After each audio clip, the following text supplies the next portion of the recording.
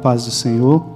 Agradecer ao Senhor por essa oportunidade de estarmos aqui falando da sua palavra, meditando na sua palavra nesses momentos, em que o mundo está passando por tantas situações e nós, inseridos nesse mundo, continuamos firmes com o Senhor. Não mais que 10 minutos, eu queria que você acompanhasse essa ministração, que eu peço que Deus também fale ao meu coração, assim como vai falar com o seu. Eu queria que você, se puder, ir na sua casa, abrisse ou acompanhasse na palavra de Deus em Deuteronômio, capítulo 18, versículo 1 e 2. Diz assim: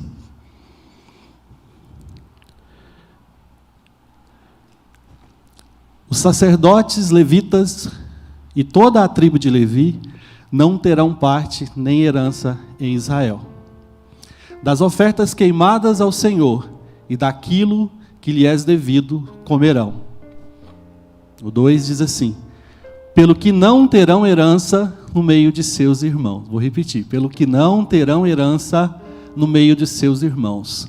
O Senhor é a sua herança, como lhes tem dito. O Senhor é a sua herança, como lhes tem dito.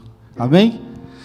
Irmãos, se eu puder dar um título para essa pequena ministração, eu queria falar para você assim, a oportunidade ela nem sempre vem com placa.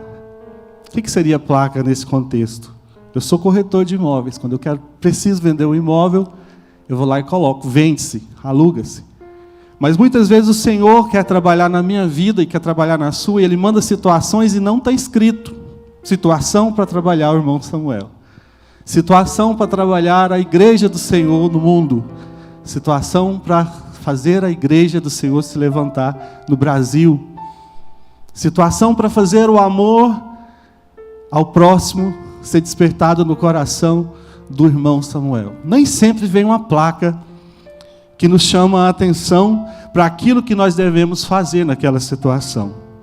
E por que eu digo isso essa noite?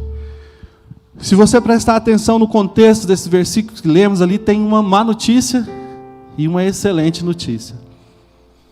O Senhor, quando as tribos de Israel se estabeleceu ali na terra prometida, Ele mandou que dividisse a terra em 12. E cada uma daquelas tribos teria uma parte. Porém, quando chegou naquele povo chamado levita, os sacerdotes e levitas, o Senhor disse a eles: vocês não terão a mesma parte, vocês não terão herança como têm seus irmãos. Se a palavra terminasse aí, pareceria um castigo, Como eu não vou ter herança? Como que eu vou fazer? Como é que eu vou cuidar dos meus filhos? Como é que eu vou cuidar da minha vida se eu não tiver herança? Qualquer semelhança com a época que nós estamos vivendo é mera coincidência, não. É o Senhor que escreveu isso para que nós possamos prestar atenção. Mas a segunda parte do versículo diz que o Senhor, Ele diz assim: eu, o Senhor, com E maiúsculo, serei a herança dos levitas. Quando você está ungido, quando você está com óleo sobre a sua cabeça, quando você está andando na presença do Senhor, essa palavra, eu serei a sua herança, é bastante. Essa palavra é bastante para aquietar qualquer tempestade. A tempestade não que vem de fora, porque a tempestade que nos derruba é aquela que é gerada no nosso coração perante as dúvidas. Nós temos sim motivo para estarmos preocupados nessa época. Nós, o carnal, mas nós, o espiritual, que nascemos de Deus, sabemos que aqui dentro sopra uma labareda, aqui dentro tem a chama do Espírito Santo de Deus, que sabe antes mesmo de que nós falemos, nós falemos qualquer coisa, antes que você pronuncie, o Senhor sabe o que você está precisando. O Senhor sabe o que eu estou precisando. E o Senhor tem te convidado nesses dias. Eu estou evitando aqui usar as palavras que nós usamos esses dias, essas coisas, porque a gente está cansado de ouvir tantas coisas. Mas esses dias, quando eu falar isso, você sabe o que eu estou dizendo. O Senhor tem te convidado para despertar em você, para que você possa saber o que é que Ele quer para você nesses dias. Qual é a oportunidade que está sendo disfarçada nesse momento de crise? O que o Senhor quer que você... Será que nesses dias que você está passando mais próximo da sua família, tem reinado a paz na sua casa? Você tem conhecido melhor a sua esposa, os seus filhos, as necessidades, não as necessidades do celeiro, financeiras, mas as necessidades emocionais da sua família. Você pode estar aproveitando esse tempo. Talvez o Senhor tenha te separado para isso. Outra coisa, nós participamos da ceia do Senhor no último domingo. Creio que você também deve ter participado à distância ou na sua igreja. E lá, quando eu li ali numa passagem que diz que nós devemos nos lembrar daqueles que têm fome. Deus tem cuidado de mim lá em casa. Eu tenho certeza que Deus tem cuidado de você aí na sua casa. Mas será como é que está aquele vizinho? Aquele que não tem aonde se segurar nesse momento, e nem conhece o nosso Deus como nós conhecemos. Tem a ajuda do governo, mas será que quando ela chegar já não vai ser tarde? Será que essa não é a oportunidade que Deus está dando para mim e para você, para sermos parecidos com Cristo? A palavra de Deus diz que os céus manifestam a glória do Senhor. Um dia conta para o outro dia o que acontece em toda a eternidade. Nenhuma palavra é usada, mas o seu som se ouve em toda a terra. É isso que diz lá no Salmo 19, se eu não estou enganado.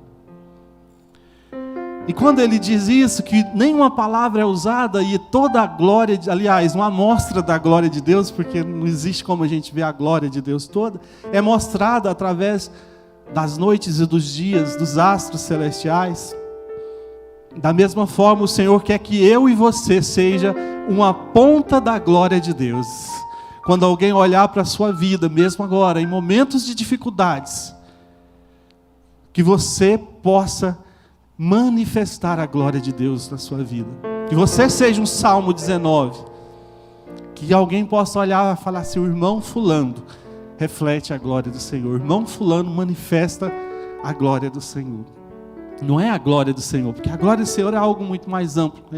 Não tem como medir. Mas talvez essa seja a oportunidade sem placas. A oportunidade disfarçada de crise para que nós possamos melhorar. Porque muitas vezes nós, sem aqui ter pretensão de fazer estatística, a gente fracassa no nosso caminhado porque a gente fica esperando quando eu construir a minha casa, quando eu comprar o carro tal, quando a minha filha casar, eu vou pôr uma mochila nas costas e vou conhecer o mundo. A gente fica esperando quando. E o Senhor quer nos abençoar enquanto, não lá no quando. Não é quando passar a crise que você vai ser um cristão melhor, que você vai aprender a Bíblia. Não, é enquanto durar a sua caminhada. O Senhor quer que você aprenda. Muitas vezes, o nosso modelo de mente, o jeito que a gente pensa, nos qualifica a pensar que nós só vamos ser felizes quando nós tivermos a coroa na cabeça. E eu falei coroa aqui para puxar um assunto que eu estava conversando aqui agora com a Roberta, nossa irmã teóloga. Davi, eu estava fazendo uma conta aqui, mais ou menos. A Bíblia diz que ele foi ungido com 30 anos, que ele foi ungido não, né? Que ele tomou o reino, que ele tomou posse do reino com 30 anos. Mas a unção dele aconteceu lá atrás. Eu fiz uma conta aqui, eu não consegui achar exatamente, mas por volta de 10 anos de idade quando ele foi ungido.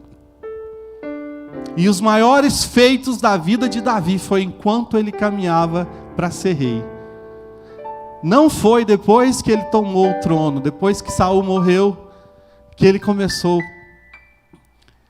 a fazer as suas conquistas. Não, pelo contrário, depois que ele se tornou rei, aconteceu alguns deslizes aí, como o pessoal fala, depois dos 40, né? Aconteceu alguns deslizes e ele foi perdendo aquilo que ele já tinha conquistado, mas enquanto ele ainda não era rei, quando ele tinha a promessa do Senhor de ser rei, quando ele tinha sido ungido por Samuel, por 3 vezes ele foi ungido, naquela primeira ele tinha 10 anos, logo em seguida foi levar comida para os seus irmãos na guerra, e ali ele teve a oportunidade disfarçada de crise, tinha uma crise acontecendo, tinha um gigante chamando aquele povo de lerdo, de covarde. Não tem homem aí para lutar comigo? Tinha uma crise instaurada. Era o Golias. Era o Golias vírus daquela época. Tinha uma grande crise instalada. E Davi, ali com a unção, ainda não era rei, ainda não tinha coroa, ainda não tinha poder sobre as suas mãos, mas ele se levantou, e com um instrumento que qualquer um de nós, quando Moisés foi abrir o mar vermelho, Deus, o que você tem na sua mão? Usa a vara. Da mesma forma com Davi, ele olhou do lado, já era experiente, né, em caçar, e viu uma pedra que serviu de ferramenta, que serviu de arma, e ali o Senhor Deus lhe deu a vitória, enquanto ele caminhava para ser rei. Não foi depois que ele pôs a coroa na cabeça. E através daquela passagem, Davi mesmo ainda não sendo rei, ele agiu como se fosse, derrubou aquele gigante, ganhou promessas e mais promessas do rei. Olha, ele já tinha sido ungido rei, mas ali ele não chegou no rei e foi usurpar o lugar dele. Ele soube estar no seu lugar, mas viver as promessas da sua vida. Se você for olhar toda a caminhada dele enquanto ele caminha, mas na frente ele mata um gigante, ele mata um urso, ele vence a guerra, ele é ungido rei de Judá, até quando a promessa se cumpre efetivamente na sua vida. Foram muitas e muitas crises, mas que todas elas foram vencidas, porque ele não esperou ter a coroa na sua cabeça, para que ele pudesse tomar posse daquilo que Deus já tinha lhe prometido. Quando nós cantamos Deus de promessas, Deus de aliança, quando nós cantamos no nosso dia a dia, o Senhor quer que enquanto Ele promete, enquanto nós estamos vivendo apenas a promessa, nós confiemos que Ele é a nossa herança. Talvez alguns de nós fomos escolhidos para sermos os levitas espirituais, não no sentido de prestar o serviço aqui, mas às vezes Deus te escolheu para que você dependesse dEle, de alguma forma. E se Ele te escolheu, pode crer, pode acreditar de todo o seu coração, que aquele que prometeu é fiel para cumprir na sua vida. Talvez nesses dias as palavras se tornam, você está falando isso que você não sabe que a minha geladeira está vazia.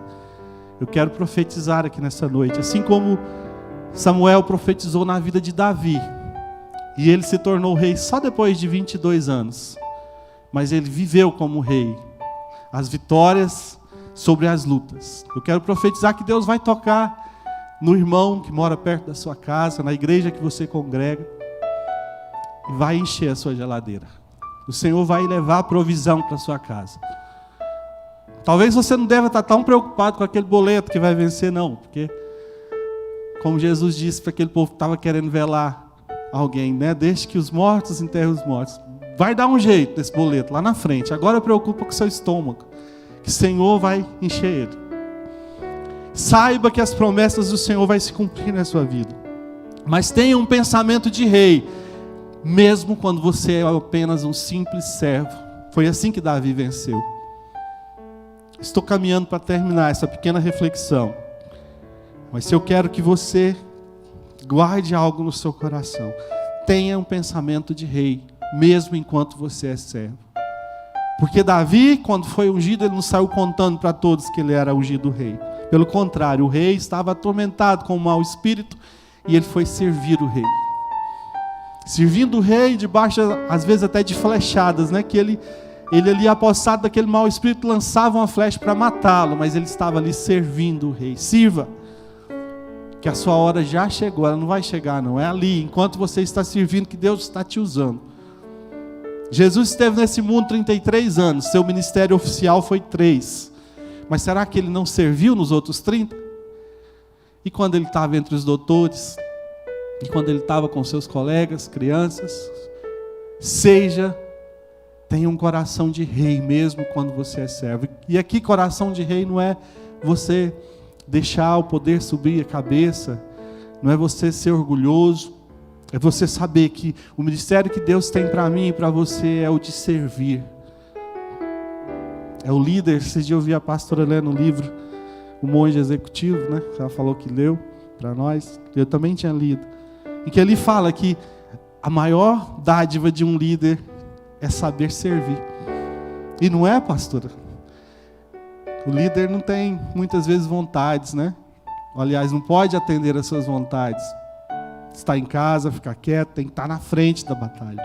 Mas enquanto ele serve, ele cumpre o mandato do Senhor sobre a sua vida.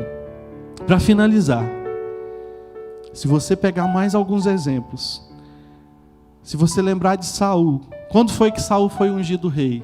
Quando ele estava procurando a mula, a jumenta de seu pai? Naquela época era muito valioso, na época de dificuldade. Samuel achou ele ali e ungiu ele como rei. José, quando foi que ele passou no vestibular para governador? Foi quando ele demonstrou serviços dentro da prisão, dentro da hora de dificuldade. E Davi, que é o tema da nossa ministração, ele foi rei enquanto era servo. E eu quero profetizar na sua vida um coração de servo, uma mente de rei, a confiança do povo levita, que não tinha herança, mas sabia que o Senhor era a sua provisão, o Senhor era a sua herança. Essa noite eu quero finalizar com uma oração, essa pequena palavra, dizer para você, que assim como o Senhor tem cuidado da minha vida, eu tenho como falar para você que Ele tem cuidado. Não tenho tempo de escorrer aqui, nem é o momento. Mas Ele tem cuidado nos mínimos detalhes da minha vida. Tem dia que eu me sinto como um desses levitas. Cadê a minha herança, Senhor? Aí eu olho e falo, Senhor é a minha herança. Porque Deus levanta pessoas para cuidar de mim. Lá em casa, minha esposa, meus filhos, meus amigos. Aquelas pessoas que acreditam em mim mais do que eu próprio. Mas é porque Deus está na vida delas. Porque Deus as escolheu para fazer o papel dele na minha vida. O papel de provedor, o papel de herança. E você pode viver essa vida no Senhor. Vai vir as crises? Vai. Mas o Senhor vai fazer você crescer durante a crise. O Senhor vai fazer você ter visão diferenciada durante a crise. O Senhor vai fazer você amar mais durante a crise. O Senhor vai fazer você ser um vencedor durante qualquer situação que você passe. É essa palavra profética que eu quero deixar na sua vida e na minha vida, tomar posse dela essa noite. Não se preocupa com a sua parte da herança. Preocupa que o Senhor é a sua herança. Amém? Senhor, meu Deus, na Tua presença eu quero, Jesus, colocar esses irmãos que estão nos assistindo essa noite. Junto com eles eu quero me colocar, Pai, no meio desse bolo, para pedir ao Senhor, Pai, essa confiança, sobre a qual eu falei aqui essa noite, Pai, pela Sua palavra. Jesus, eu preciso dessa confiança. É o Senhor quem desenvolve essa confiança no meu coração. Através daquelas situações em que o Senhor nos mostra, Pai, que parecia que tinha que ser de um jeito e foi de outro, mas foi o melhor. O Senhor vem nos mostrando a cada dia. Pai, como esses dias eu vi uma jovem, eu pedi para ela fazer uma oração e ela pediu que queria ter experiência com o Senhor. E eu falei, deixa eu pegar carona na sua oração. E o Senhor tem me dado experiência nesses dias. Dá experiência para esse irmão que está nos assistindo, para essa irmã, para esse jovem que não tem visto sentido, Senhor, em te servir. Às vezes, Senhor, por que os meus colegas lá fora vivem aquela vida e eu vivo essa? Mostra a experiência para ele. Cuida desse adolescente, cuida desse jovem, Pai. Livra a criança do acidente, livra o adolescente, Pai, da variação do pensamento. Protege ele, Jesus, para que ele possa te amar, te seguir, até o dia que ele tiver o entendimento do Senhor. Abençoa esse pai de família que está preocupado com a sua geladeira. Abençoa ele com a provisão. Abençoa essa mãe de família, Jesus. Esse autônomo que não está tendo trabalho esses dias. Visita o seu coração, a sua mente. É o meu pedido essa noite, em nome do Senhor Jesus. Pai, que nós possamos sair dessa situação como uma igreja vencedora, como uma igreja que ama, como uma igreja que sabe que nós nascemos para evangelizar e para levar a sua palavra, Senhor. Nós possamos amar mais uns aos outros. É o que eu te peço e te agradeço em nome de Jesus.